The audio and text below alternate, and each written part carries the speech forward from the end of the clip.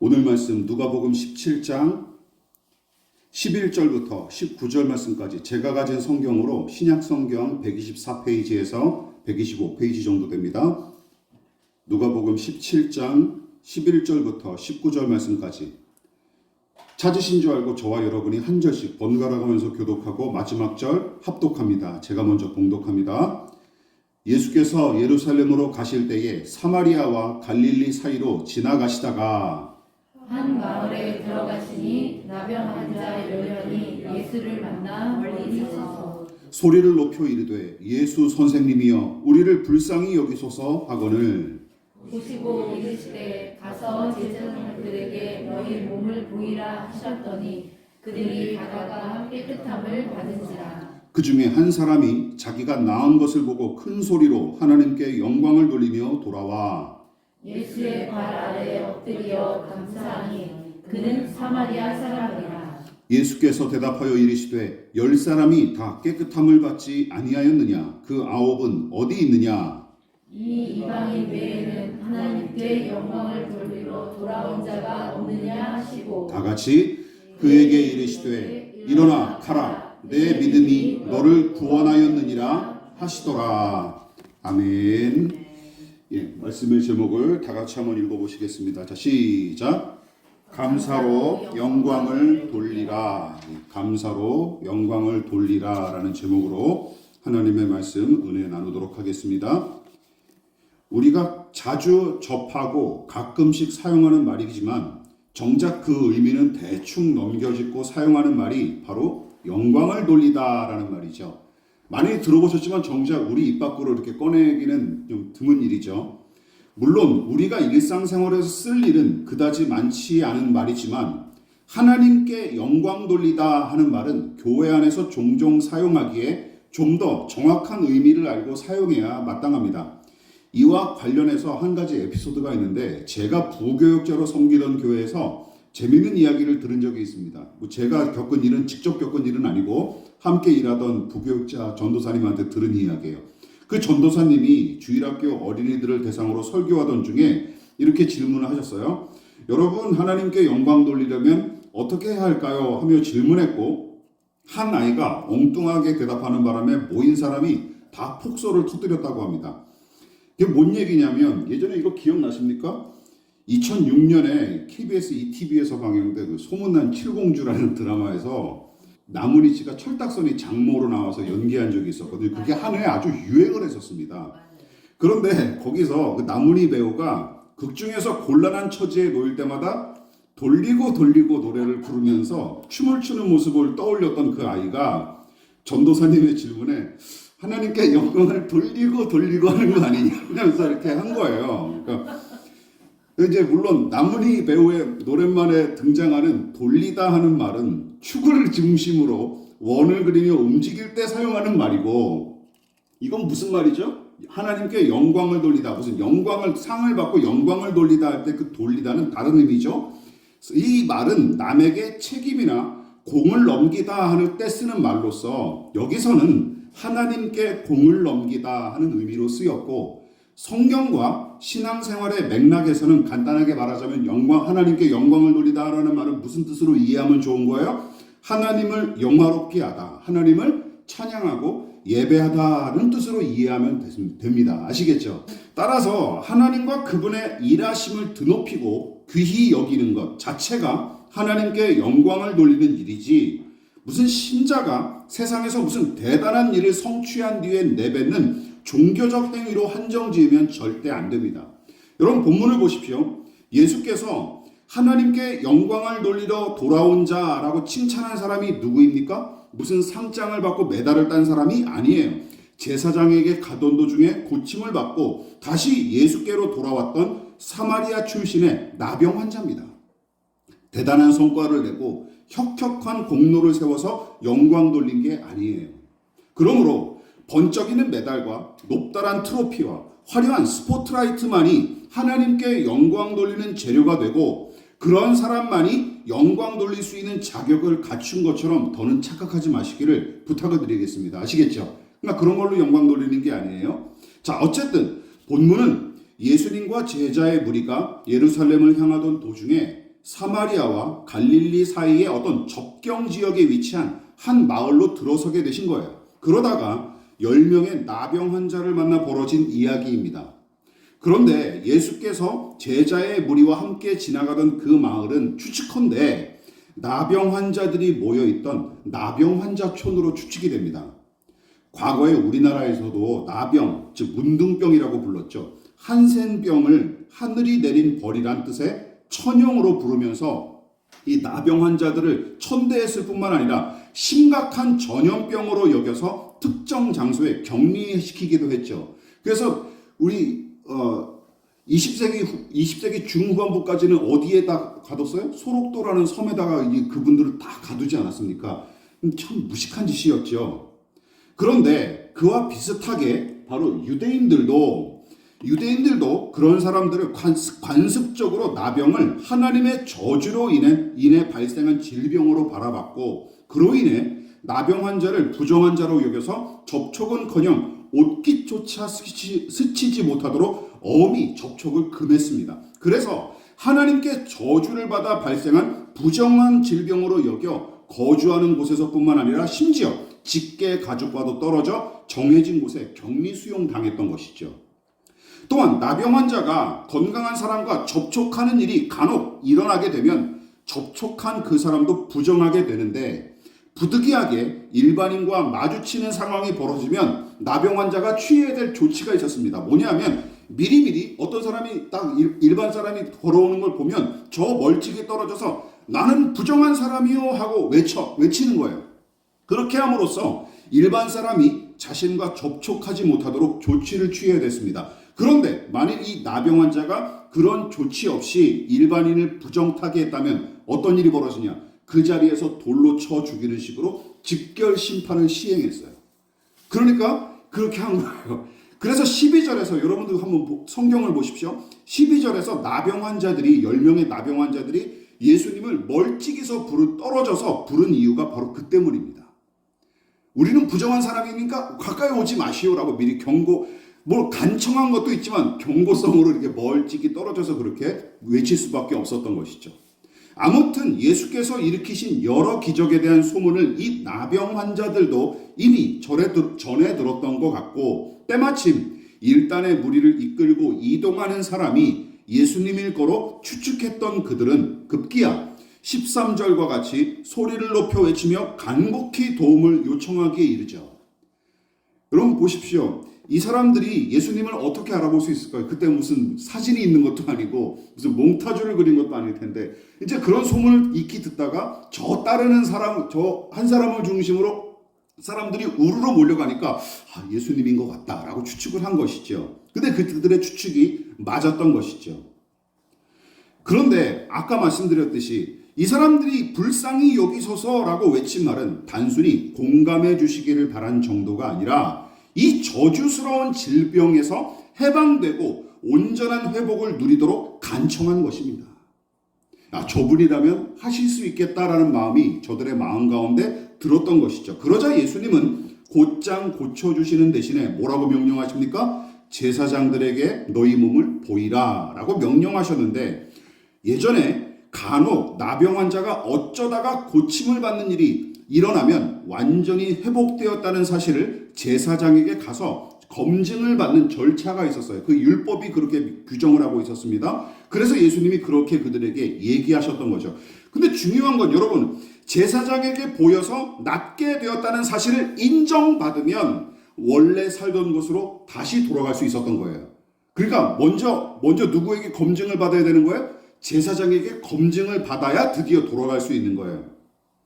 그러나 주목할 것은 무엇입니까? 나병이 다 나은 뒤에야 제사장에게 확인받을 수 있는 것이죠. 근데 지금 예수께서 너희들 제사장에 가서 너희 몸을 보여라 라고 할 때는 이 병이 고쳐진 상태입니까? 아직 안 고쳐진 상태입니까? 안 고쳐진 상태예요. 이게 문제죠. 낫지도 않았는데 동네에 들어가거나 제사장을 만나면 그야말로 돌 맞아 죽을 일입니다. 따라서 이들이 예수님의 말씀을 못 믿어 했다면 꿈쩍도 하지 않았을 테죠. 저 양반이 미친 소리 하고 있네 이랬을 거죠.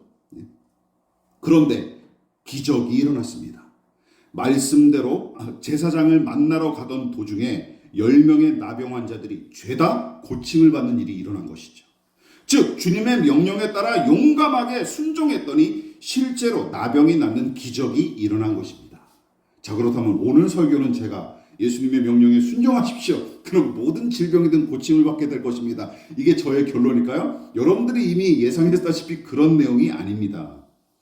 유념하십시오. 많은 신자가 기적과 신비한 일을 체험한 사람을 가리켜 믿음이 좋고 신령한 사람이라고 손쉽게 판단하는데, 이건 역시 주의하고 경계해야 할 큰 오해 중 하나입니다. 여러분, 예수께서 기적을 베풀어 수많은 병자를 고치셨고 또 보리떡 5개와 물고기 2마리로 5,000명을 먹이시는 등의 무수한 이적과 기적을 일으켜 많은 사람들에게 은혜를 베풀어 주셨는데, 그렇지 않습니까? 그런데 주께서 베푸신 기적과 은혜를 체험한 모든 사람이 다 믿음으로 주를 사랑하고 섬겼다면 과연 예수께서 사람들에게 버림받아 십자가에 못 박혀 죽임당할 일이 일어났겠습니까? 그렇죠? 기적과 은혜를 체험한 모든 사람이 예수님을 편들었다면 왜 예수님이 십자가에 달려 돌아가시겠습니까? 여러분, 본문도 마찬가지예요. 10명의 나병 환자가 말씀의 명령에 따라 제사장을 만나러 용감히 나아갔고, 가는 도중에 모두 나병에서 고침을 받는 기적을 체험했지만 19절과 같이 내 믿음이 너를 구원했다 하는 말씀을 들은 사람은 누구밖에 없어요? 사마리아인 한 사람밖에 없습니다. 즉 10사람 모두 동일하게 치료의 기적을 받았는데도 주께서 그 사람의 믿음을 인정하고 구원을 선포하신 이는 딱 한 사람뿐입니다. 여러분, 그렇다면 차이는 무엇입니까? 바꿔 말해 사마리아인 나병 환자는 그의 믿음을 어떤 모양으로 나타냈을까요? 또한 그가 하나님께 영광 돌리는 방법은 무엇이었을까요? 예수님이 그 사람을 이렇게 칭찬하셨지 않습니까? 이 사람밖에 하나님께 영광 돌린 사람이 없다라고 칭찬하지 않으셨습니까? 그렇다면 9명의 유대인 나병 환자와 사마리아인 나병 환자의 다른 점은 무엇일까요? 15절과 16절이 그 사실을 잘 보여주고 있습니다. 시작!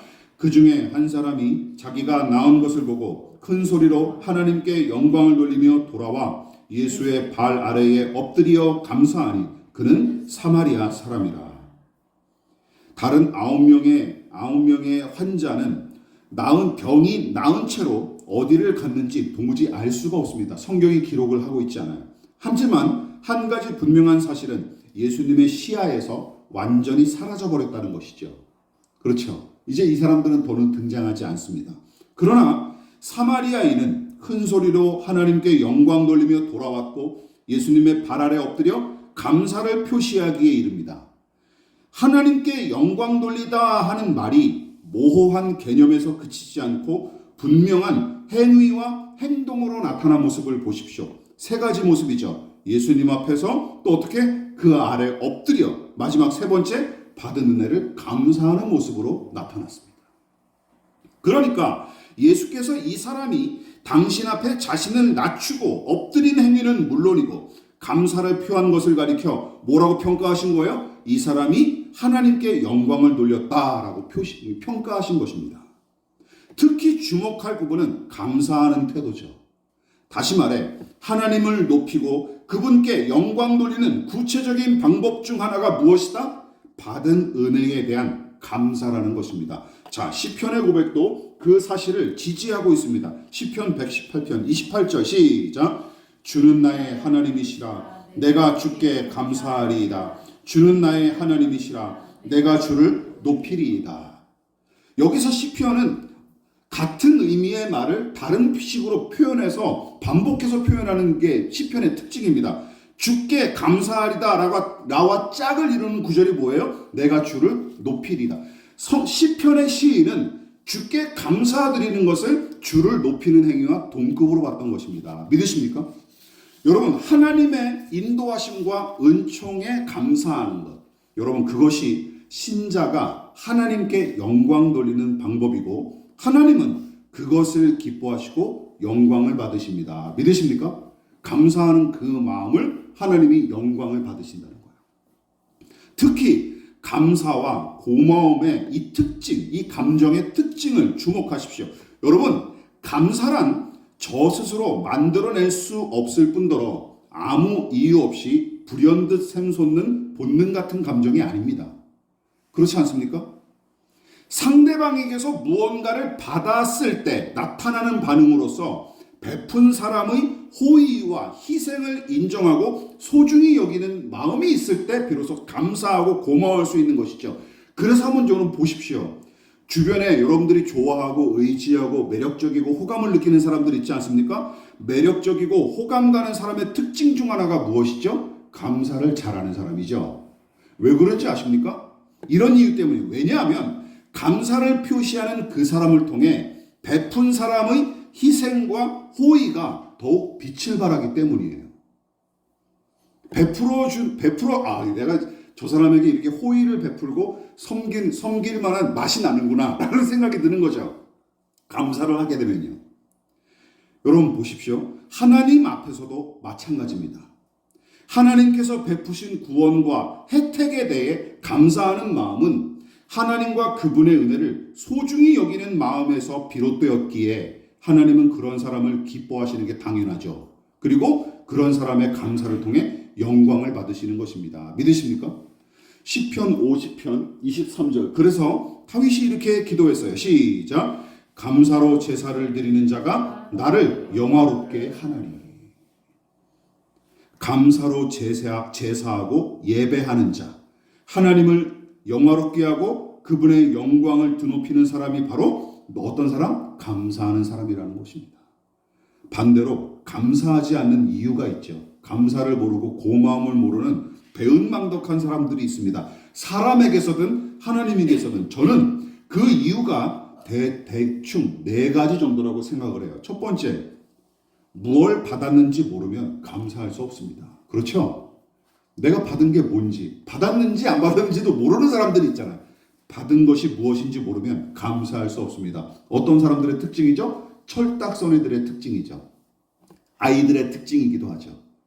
어른이 되어서도 철딱서니들은 있지 않습니까? 받은 게 뭔지도 모르는 사람이 어떻게 감사하겠습니까? 당연하죠. 두 번째, 어떤 사람?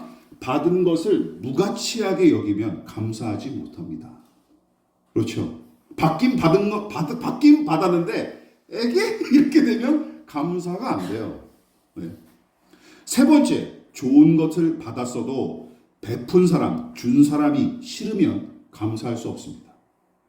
생각해 보십시오. 아무리 비싼 선물이어도 혐오하고 원수처럼 미워하는 사람에게 받으면 쓰레기처럼 버릴 수 있지만 여러분, 존경하고 사랑하는 사람이 주는 것은 무엇이라도 소중히 여기고 감사하기 마련입니다. 그렇지 않습니까? 이게 자연스러운 인간의 생리예요. 따라서 받은 선물뿐만 아니라 호의를 베푼 사람까지 무시하면 감사할 수가 없는 것이죠. 선물을 준 사람이 누구냐에 따라서 이게 감사가 될지 아니면 그냥 팽하는 태도를 보일지 나눠지게 되는 거예요. 마지막으로 감사하지 않는 이유는 무엇입니까? 받는 것을 당연히 여기면 감사할 수 없습니다. 그렇죠? 저는 이 4가지로 감사할 수 없는 마음, 저절로 감사의 마음이 샘솟지 않는 이유를 제 나름대로 4가지로 정리해 본 거예요. 마지막 다시 말해, 받을만 해서 내가 받았다 하면 고마워할 이유가 없지 않습니까? 자, 모두가 병을 고치기 위해 예수님께 소망을 두고 처음에는 매달렸지만 9명은 병을 고치기 위해서만 예수님께 구했던 것이고, 여러분, 그 목적이 이루어지자마자 어떻게 된 거예요? 더는 예수님이 필요 없었습니다. 왜냐하면 이 사람들의 목적은 예수님이 아니었기 때문이죠. 그 사람들의 목적은 뭐였어요? 병이 낫는 게 목적이죠. 제가 누누이 말씀드리지만 이게 바로 우선순위가 이제 뒤바뀐 거예요. 신앙생활을 하더라도 이게 우선순위가 이따위가 돼버리면 얼마든지 예수님을 떠날 수 있는 것입니다. 30년, 40년 신앙을 해도 언젠가는 예수님을 떠나는 이유가 바로 이런 거예요. 지금도 내 소원과 내 목적을 위해서만 신앙하는 사람들, 그들에게 예수님은 그저 이익과 성공을 가져다주는 도구에 불과할 뿐입니다. 또한 앞서 언급했다시피 9명의 나병 환자들이 그새 예수께서 치유해 주신 사실을 그 사이에 잊어버렸는지도 모르죠. 혹은 하나님의 선택을 받은 민족, 굳이 이 사마리아인 나병 환자를 사마리아 출신으로 언급한 이유가 무엇이었겠습니까? 나머지 9명은 유대인이었거든요. 어쨌든 나병 환자라도 유대인이었거든요. 하나님의 선택을 받은 민족, 유대인이란 이 자격 덕택에 이 기적이 내가 누리게 됐다라고 착각했는지도 모릅니다. 아까 마지막 얘기했던 받을만 해서 받았다라고 착각했는지도 모르죠. 하지만 사마리아인은 자신의 병이 나은 것을 확인하자마자 예수께서 영광 받으시기에 합당하시며 전능하신 하나님이심을 확신했고, 또 이 기적과 은혜가 예수님으로부터 말미암아 온 것임을 똑똑히 기억하고 인정했기에 가던 길을 멈추고 기어코 되돌아와서 인사드려야 할 만큼 감사했던 게 틀림없습니다. 예수님과 그분의 은혜의 가치를 그가 감사로 되갚아드린 거예요. 감사로 반응한 거예요. 여러분 보십시오. 오해하지 마십시오. 그러나 감사함으로 구원받았다는 뜻이 아닙니다. 또한 예수님 앞에 이 사람이 엎드렸기 때문에 구원받은 것도 아니에요. 여러분 그 정도는 믿음이 없는 불신자라도 얼마든지 할 수 있는 일입니다. 기억하십시오. 감사하고 주님을 엎드려 높였기에 구원을 얻은 것이 아니라 구원받은 믿음이 이 사람에게 있었기에 예수께서 베푸신 은혜를 기꺼이 인정하고 감사할 수 있었던 것이죠. 여러분 이처럼 믿음은 예수님을 하나님으로 인정하고 경배하도록 한 사람을 이끌며 예수님의 공로를 깊이 이해하고 또 감사하는 마음이 샘솟도록 돕는 것이 믿음이라는 것입니다. 그래서 더욱 신앙이 성숙하고 성령 충만한 사람일수록 어떤 반응을 보이기 마련이에요? 하나님을 예배하기에 열심을 내고, 그리고 하나님의 은혜에 더더욱 감사하며 찬양하는 모습을 나타내기 마련입니다. 나타내기 마련이에요. 이것이 구원받은 믿음의 사람의 모습입니다. 반대로 사도 바울은 불신앙에 사로잡힌 죄인의 특징을 감사와 관련해서 다음과 같이 진단했습니다. 로마서 1장 21절 시작. 하나님을 알되 하나님을 영화롭게도 아니하며 감사하지도 아니하고 오히려 그 생각이 허망하여지며 미련한 마음이 어두워졌나니. 다른 거 다 차치하고 어떤 말씀이 주목이 되죠? 감사하지도 아니하며. 하나님을 영화롭게도 아니한다 하는 말을 본문의 맥락과 연결해 보면 하나님을 경배하거나 영광 돌리지 않을 뿐더러 어떤 마음조차 없다는 거예요? 그분께 감사할 마음조차 없는 존재가 누구다? 죄인이다라는 것입니다. 하나님께 감사할 줄 모르는 사람, 감사할 필요조차 느끼지 못하는 사람, 이게 바로 죄인의 굳은 마음에서 나오는 반응이라는 것이죠. 당연합니다. 하나님과 그 은혜를 아는 지식이 없으니 어찌 감사할 수 있겠습니까? 이건 강요해도 안 되는 거예요. 강요해도 안 되는 거예요. 기억하십시오. 믿음은 하나님께서 이 세상과 만물을 지으셨고 이 세계가 그 은혜로 이루어진 사실을 볼 수 있게 합니다. 무엇보다 하나님께서 베푸신 은혜의 최고봉 누구시죠? 예수 그리스도의 십자가와 그 대속의 은혜를 신뢰하고 사랑하도록, 그래서 그 은혜를 경배하고 감사하는 사람으로 변화시키는 것이 무엇입니까? 믿음이라는 것이죠. 믿음. 말씀을 마무리하도록 하겠습니다. 우리 민족은 추석 명절을 통해 땀 흘린 농부의 수고를 치하하고 조상의 은덕을 감사했습니다. 또한 풍성한 농산물을 열매 맺도록 도운 토지와 햇살과 바람과 구름과 비, 그리고 과일과 채소를 생장하도록 도운 천지 신명께 이런저런 모양으로 고마움을 표시한 것이죠. 신자도 예외가 아닙니다. 믿음의 눈이 아니면 도저히 볼 수 없는 하나님의 은혜를 어디서 무르익어가는 가을 하늘과 수확한 열매를 통해서도 넉넉히 바라보는 사람이 바로 믿음의 사람입니다. 믿으십니까? 그걸 볼 수 있는 사람이 믿음의 사람이에요. 특별한 기적이 일어나서 감사한 게 아닙니다. 또한 도무지 해결할 기미가 보이지 않던 문제가 갑자기 해결되었기에 감사한 것도 아니에요. 어제와 다를 바 없는 똑같은 처지와 환경이지만 그 속에서 살아서 역사하시는 하나님의 은혜를 보고 듣고 느낄 수 있기에 감사할 수 있는 것이죠. 여러분, 은혜를 알면 감사하기 마련입니다. 그렇죠? 은혜를 알면 감사하기 바랍니다. 이게 부모의 은혜든 무슨 자식으로부터 받는 기쁨이든 아니면 남의 희생과 섬김을 통해 도움을 받은 은혜를 알든 그게 하나님이든 은혜를 알아야 감사하죠. 그래서 감사도 강요할 수 없는 거예요. 강요할 수 없는 거예요. 강요해서도 안 되죠. 예. 다시 언급하듯이 감사하지 않는 이유는 간단합니다. 은혜를 모르기 때문이죠. 억지로 쥐어짜듯 기계적인 감사만 남발하는 이유는 간단합니다. 받은 은혜와 그 은혜의 가치를 알지 못하기 때문이에요. 혹은 남의 수고와 희생을 통해 주어진 은혜를 당연한 것으로 여기는 교만함이 감사의 샘을 막아버리고 황폐한 마음으로 변질시키기 때문입니다. 자, 우리는 하나님의 은혜를 알고 누리고 있습니까? 그래서 감사하십니까?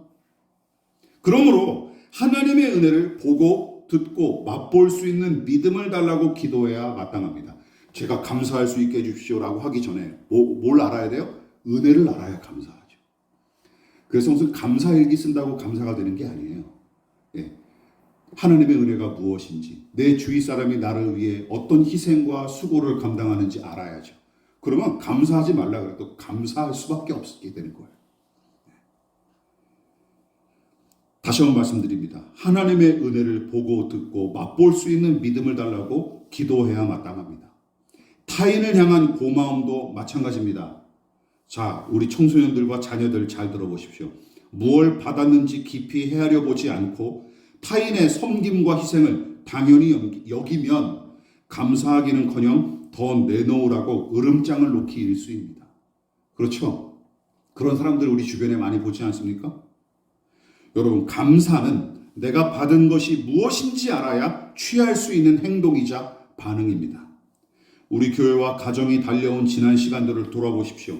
물론 원하지 않는 처지에 놓여 곤란을 겪으며 쓰리고 아픈 일들도 많았겠지만 힘겹게 지나온 나날들과 무수히 깨진 관계들조차도 오늘의 나를 위해 아름답게 사용하시는 하나님의 은혜를 보고 듣고 느끼는 사람, 여러분 그 사람이 진짜 복된 인생입니다. 잘 먹고 잘 살고 돈 많이 벌고 승진해서 복된 인생이 아니라 볼 수 없는 은혜를 바라볼 수 있고 드디어 이렇게 나를 위해 수고하고 헌신한 사람들이 있었구나 라는 것을 아는 사람이 진짜 복을 누리는 사람이에요. 믿으십니까? 저도 이제 한 30대 이후로 나이 들어가면서 그 보이지 않던 어머니 아버지의 수고들이 눈에 들어오기 시작하더라고요. 제가 아버지의 자리에 서게 되고 부모의 위치에 서게 되니까 그제서야 예전에는 전혀 생각하지 않았던 그런 부모님들의 노고와 헌신이 보이기 점점 더 선명하게 보이기 시작하더라고요. 근데 그것조차 모르고 짐승처럼 사는 사람들이 얼마나 많이 있습니까? 여러분, 그 사람이 진짜 복된 인생, 은혜를 알아볼 줄 아는 인생, 그거를 감지하고 감사할 수 있는 인생. 여러분, 믿음의 삶이란 무슨 거창한 이론이나 무슨 고상한 삶 그런 게 아니에요. 그거를 알아볼 수 있고 감사하는 삶이 믿음의 삶입니다. 믿으십니까? 이게 믿음이라는 것이죠. 하나님의 보이지 않던 은혜가 보이는 감격, 들을 수 없었던 은혜의 말씀이 드디어 내 귀와 마음에 스며드는 감격, 죽은 시체처럼 무엇이 은혜인지도 모르는 채 마른 나무 토막 같던 삶에 드디어 하나님의 은혜의 선한 손길이 느껴지게 되는 감격, 여러분 체험하신 적 있으십니까? 이걸 체험해야 돼요. 감사하다. 저절로 탄식처럼 한숨처럼 그런 말들이 내뱉어질 수 있어야 돼. 감사하구나. 그래도 어쨌든 감사하구나. 이런 말씀 말이죠. 거기서부터 진정한 예배는 시작이 되는 것입니다. 그리고 비로소 하나님은 그것을 통해 영광을 받으시는 것이죠. 여러분, 이 감사의 계절에 우리의 신앙과 일상이 고마운 마음으로 하나님과 내 주변의 사람들을 향해 고마운 마음으로 물들어갈 수 있기를, 또한 이 계절만이 아니라 평생 그러할 수 있기를 진심으로 축원을 드리겠습니다. 지금은 우리를 위하여 십자가에 몸버려 피 흘려 돌아가신 예수 그리스도의 한량없으신 은혜와 하나님 아버지의 지극하신 사랑하심과 성령 하나님의 영원한 사귐이 은혜로 이 세상 만물을 창조하시고 지금도 여전히 다스리시며 구원하시는 하나님의 은혜에 감사하기로 작정하여 겸손히 머리 숙인 사랑하는 성도들의 머리 위에 저들의 가정과 직장과 사업장과 학업과 장래 가운데 이 나라의 민족과 한국교회와 저 북녘의 동포들과 세계와 열방 가운데 지금부터 영원히 함께 하시기를 간절히 축원하옵나이다. 아멘.